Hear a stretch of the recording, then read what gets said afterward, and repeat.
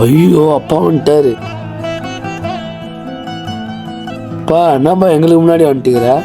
பா இப்போதான்ப்பா வந்து அதுக்குள்ளே நீங்களே வந்துட்டுக்கிறீங்க. பா என்னப்பா ஒரு மாதிரி சோகமாக இருக்க? பா அதெல்லாம் ஒன்றும் இல்லைப்பா, வாப்பா போகலாம். போங்க போங்க, கால் வலிக்குது. அப்பா என்னப்பா என்ன சாப்பிட்டீங்க? பிரியாணி தான்ப்பா சாப்பிட்டேன். சரிப்பா டைம் ஆயிடுச்சு, நான் போய் பாய் போடுறேன், படுக்கலாம். சரிப்பா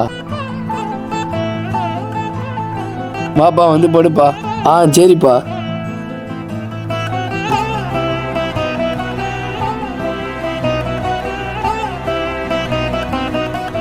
சற்று நேரம் கழித்து அப்பா தூங்கிட்டார் போல.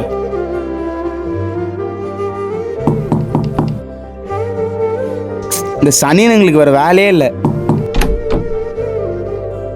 என்னங்க பசி எடுக்குது, தோசை மாவு இருக்குதுல்ல, தோசை ஊற்றி தெரியாமா? இப்பதானே உங்க ஃப்ரெண்ட்ஸோட கூட்டிட்டு வந்தீங்க, அதுக்குள்ள உங்களுக்கு பசிக்குதா? மாமா எதுவுமா கத்துற? அப்பா தூங்கிடுறாருமா, ஏஞ்சிட போறாருமா. பின்ன நானே ஃபங்க்ஷன் போயிட்டு டயர்டா வந்திருக்கேன், அதுக்குள்ள தோசை ஊற்றி தரணும் உங்களுக்கு? மாமா என்னமாச்சு? என்ன ஆச்சு? இல்லடா தம்பி, அண்ணனுக்கு பசி எடுக்குது, அதான் தோசை ஊற்றி தர சொல்லியிருந்தேன். அதான் அண்ணன் பசிக்குதுன்னு கேட்குறாருல, ஒரு தோசை ஊற்றி கொடுத்தா என்ன வருது? நான் என்ன உங்க வீட்டு வேலைக்காரியா? நல்லா ஊற்றி தர முடியாது.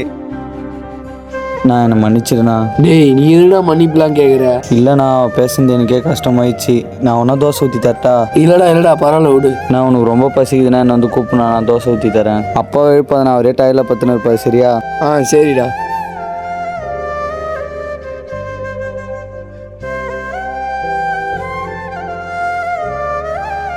அண்ணன் வேற பசிக்குதுன்னு சொன்னார், பசியில் எப்படி படுப்பார்?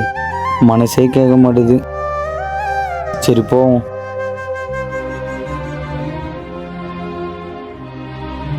அண்ணா அண்ணா இந்தாண்ணா தோசை சாப்பிடுங்க, ஏந்துருங்கண்ணா.